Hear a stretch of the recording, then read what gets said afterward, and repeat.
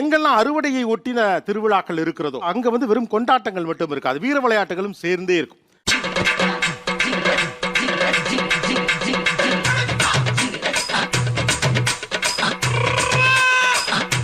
ஒருத்தர் கம்பு சுத்துவார், அதை அவர் முறை பொண்ணு பார்க்கும். அது பார்த்த உடனே பயங்கர ஸ்பீட்ல சுத்துவார். நம்ம ஏரியா பிள்ளைங்களாம் நம்மளை பாக்குதா? ஆமா பங்கு. அப்ப ஐ அம் கோ.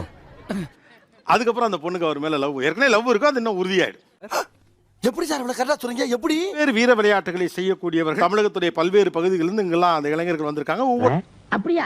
ரொம்ப சந்தோஷம். இந்த பக்கம் ஊடகத்துடைய பல்வேறு பிளாட்ஃபார்ம்ஸ்ல ஒர்க் பண்ணக்கூடியவங்க இருக்காங்க.